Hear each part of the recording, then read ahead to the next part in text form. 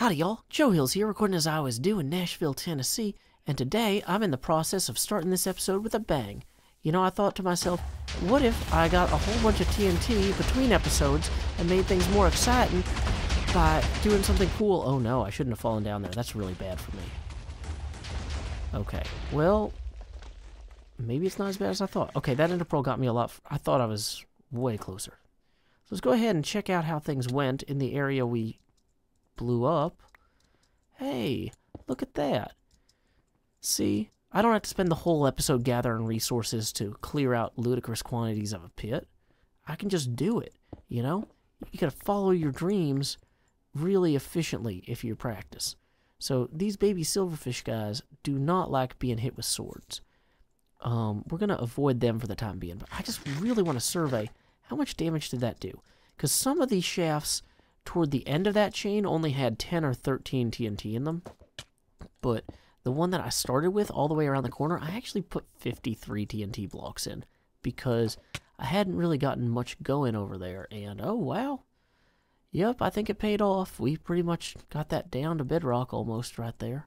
Hey, I found some emerald there, that's convenient. Well, having started the episode off with a bang, I was thinking maybe I should continue it with successive bangs, and I wasn't sure exactly the best way to do that. Dang it. Well, looks like that's not a good way. Okay. Well, actually, I have two pressure plates here, so here's what we're going to do. We're going to hit this one, and then that one, and then we're going to ender pearl and flee, and hopefully everything will be fine. No, bad ender pearl. Okay. That was supposed to be up to there. Well, I didn't get as good a view of that as I was hoping. On the plus side, though, the entire stack of TNT I seem to have dumped in on this side, well, it did mess up that wall a little bit. That's okay, though. But it does seem to have gotten, it made some progress down there, you know? I mean, that's a pretty good pit. Oh, and I think I found a dungeon. Did I? Hey, yep, free dungeon.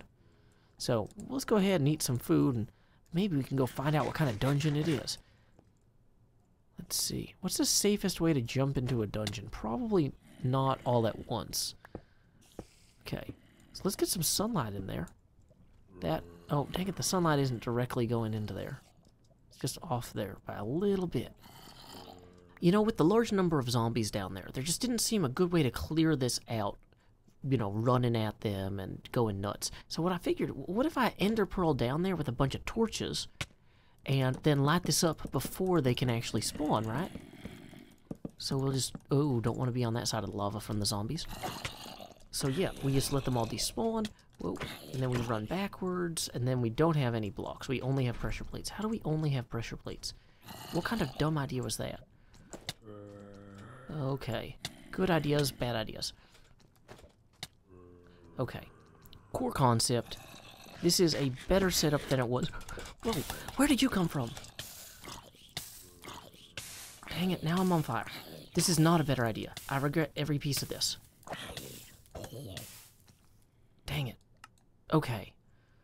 Bad concept. Okay, dang it, okay. Now I want all that stuff back. Gotta go get it. Dang it, okay. We're fine. Everybody be cool.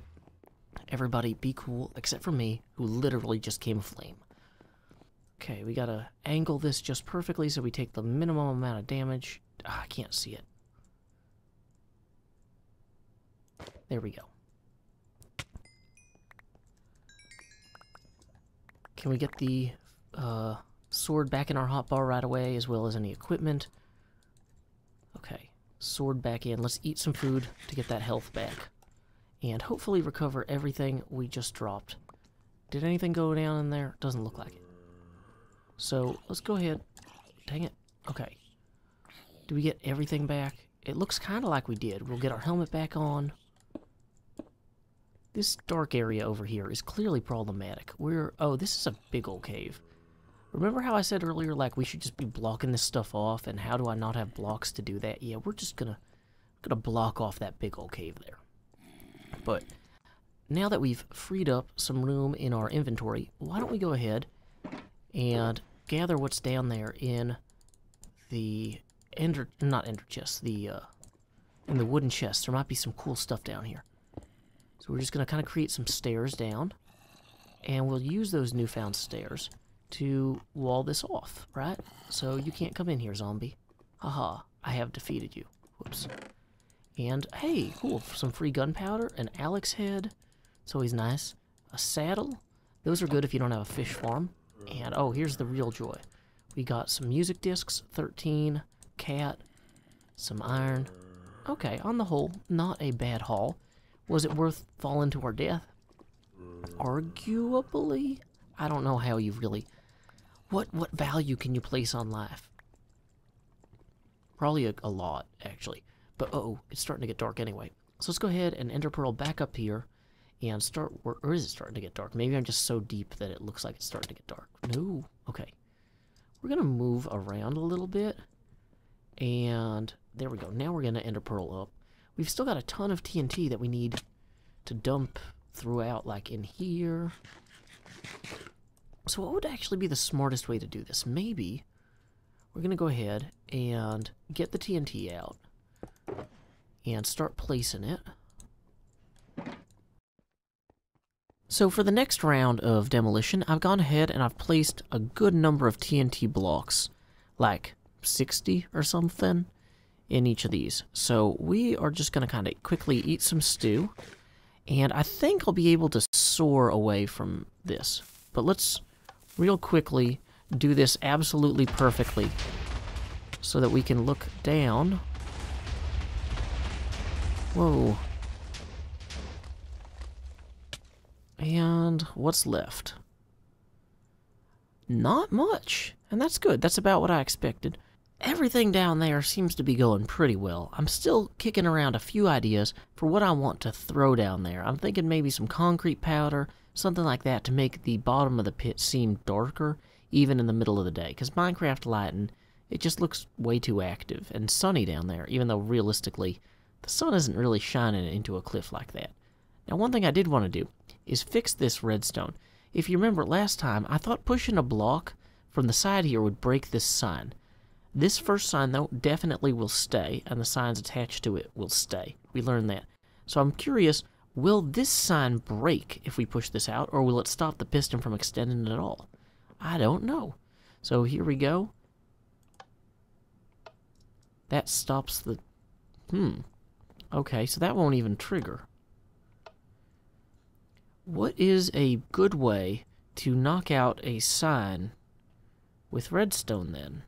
Let's verify 100%. We're going to break that one. Verify 100%. Yes, this being here is definitely at cause. Yep, that definitely works. Huh. So, one option is to put TNT with a sign on it, right? Like, we could just have our chain of signs be connected to the TNT, and then I'm curious, when that TNT block is activated, what happens then, right? So let's go ahead and set this TNT block right here. Oh wait, we need the signs to go out way further in order to determine if this actually works, right? So we're just going to come out here, and yeah. So even if the TNT block doesn't actually drop the first sign. Oh, it does. Actually, it just completely drops them all before it even blows up. So, in theory, at that point, what I could do is I could have the TNT be suspended above a pit. Just hear me out, right? So we have the TNT suspended above a pit. And I could make this pit out of obsidian, mind you. Or signed you, right? So then we would have our drawbridge full of powder or whatever or like our drawbridge gravity blocks, which in this case we'll use sand for, just to represent. So we have sand on top of here, and dang it, this way, right? So here's our drawbridge, and then when we trigger the TNT, it falls. Okay, maybe we'd need a wider hole than that in retrospect. Apparently TNT is offset slightly when you trigger it. That's good to know. Luckily we've got this area that we need to blow up anyway. Perfect for TNT testing.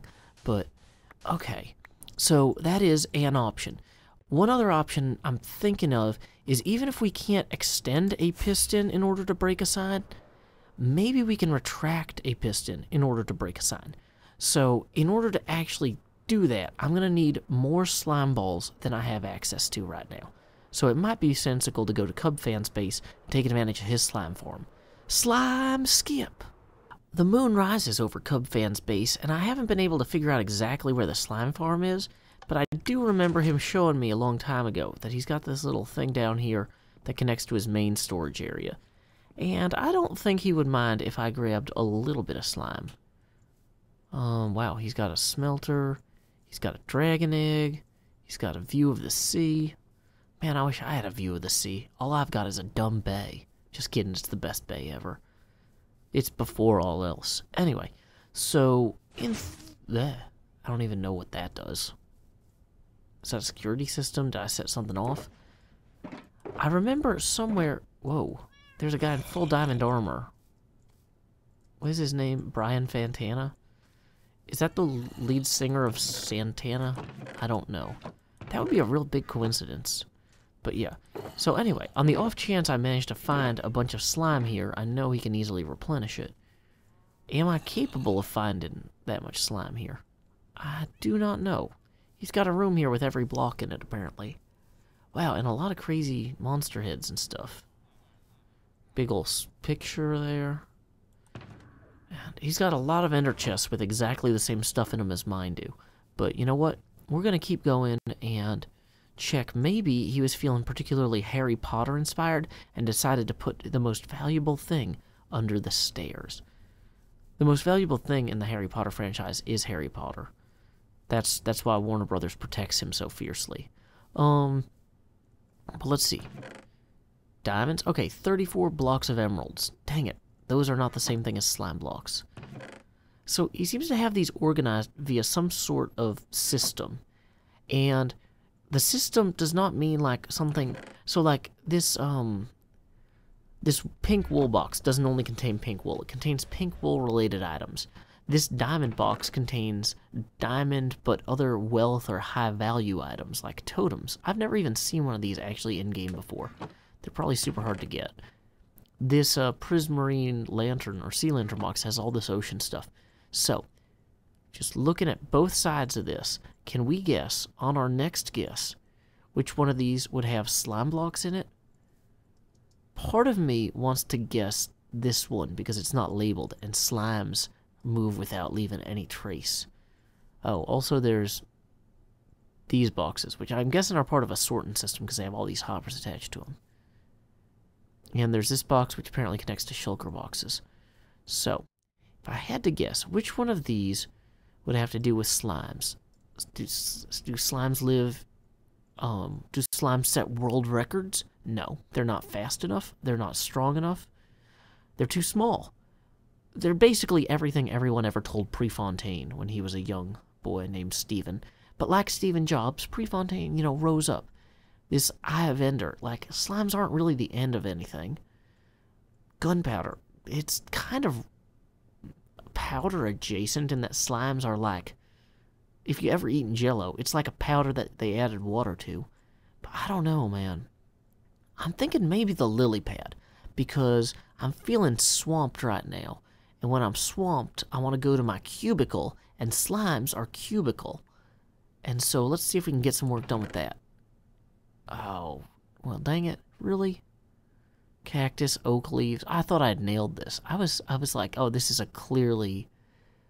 I've decoded his system. Okay, so we can put a big whap on that. Dang it. None of these are clearly redstone related. Is that clay? Maybe clay is in swamps too, though. Dang it, no. What was this unlabeled one? Oh, it's empty. I don't know what I expected. Okay.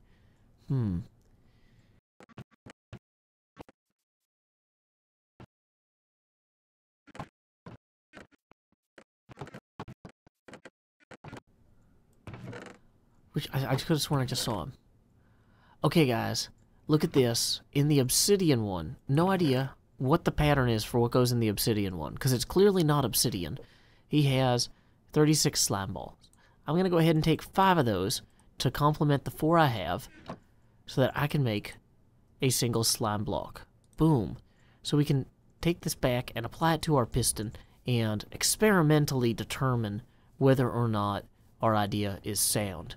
Worst case, we can just do the TNT thing. I like that little musical note. That's a good touch. Anyway, time skip. Good news, everybody. As soon as I left Cub's base, he logged in and confirmed that it was fine for me to borrow the 5 slime. So, you know, we don't have to worry about that hanging over us. You know, no crippling guilt there. But anyway, what we want to do is we want to take that slime with us on a magical journey to wherever that piston was. And then set that up. How do you even... Dang it, I'm way too low here. I'm thinking that I'm going to have to destroy the piston in order to apply the slime to it. It's been a while since I've done much with that sort of ender contraption. Or not ender, redstone. Dang it. Okay, there we go. So, here's what we're going to do. We're going to break this with the slime block, pick it up, and attach the slime block. Really? That's not how that works? Do I only need 1 slime ball per slime block? Or per piston? I could have made 4 of these. That was... okay. Good use of everyone's time, everybody. Good use of everyone's time. Okay. Well, I didn't spend a long time off camera looking for those. So, anyway. To confirm, we know that that doesn't do what we... Wait, on the retraction, on the pulse... it actually does break the sign. What? Okay, so I was so... but I never found that out because I had this going on. Okay. But that's actually okay because... okay, so actually, yeah, this works. This solves all of this. We can just bring these signs out here and start working on our... or getting our drawbridge rebuilt. Great. Because, like, I originally didn't want to start rebuilding the drawbridge until I TNT'd out most of this. And, you know what? We're there. So, oh, this is perfect. This is the best. Okay, so we have completely solved this. Now, I do need to make sure that when this triggers, we're actually going to need an observer to make that trigger the right way. But, you know, that's easy. That's just a quartz and some other stuff. So the way we're going to do this is we're going to point our repeater, or we're going to point our observer at that. Dang, he's looking the wrong way. Look that way. Great. Now, that should have... uh-oh. See, that was a 1-tick pulse, which actually allows that to extend and push outward, but the sticky piston didn't actually retract it properly, because it takes 2 ticks for a piston to pop out and pull back in, I think. So, is there a way to use the repeater to extend the pulse, maybe? I'm not sure it does. Well, it worked. So, core concept, it worked, and that's good enough for me. So we'll just pop that there. We'll verify that that did indeed pop out and back in. Yeah, that's good enough for me. Done. Done. Done. Where'd that W come from? I wasn't resting on the W. Oh. Hey. Well, anyway. So, this is pretty good. Castle Ravenloft is almost open for business once we reclaim some of these blocks here. But, oh, one thing I did want to tell you guys before I wrapped up the episode. So, I like to sing to my daughter before she goes to bed. And it helps her, like, fall asleep or whatever it is kids do when you leave them alone at night. And, so, anyway, I was singing God Gave Rock and Roll to You, which is a song by Kiss that is featured prominently in Bill and Ted's Bogus Journey. And, you know, the refrain is basically, God gave rock and roll to you, put it in the soul of everyone. And it's just a really good song, I think, musically, and I like it, and I sang it. And she says, when I finish, Daddy, I don't like that song as much as some of the other songs you sing. It's okay, but I don't I don't like it as much. Could you sing the other songs instead? And I said, Corinne, why don't you like that song? And she says, Daddy, I think it's too much about rock and roll. And I thought that was a very odd answer. So I said to her, Corinne, what does rock and roll mean to you? And she says, rock is when you get a good band together and you make special songs. Rock and roll is when you play good songs. And then she pauses and she says, roll is when you're leaving. And, I thought about it for a little bit, and based on her watching the movie School of Rock with Jack Black, Bill and Ted, these are pretty reasonable answers. I guess I'm doing okay as a parent. So, anyway, if you'd like to critique my parenting or my redstone design, feel free to leave a message in the comments below. This is definitely looking a little bit scarier at night. That's a good start. But anyway, until next time, y'all, this is Joe Hills from Nashville, Tennessee. Keep adventuring.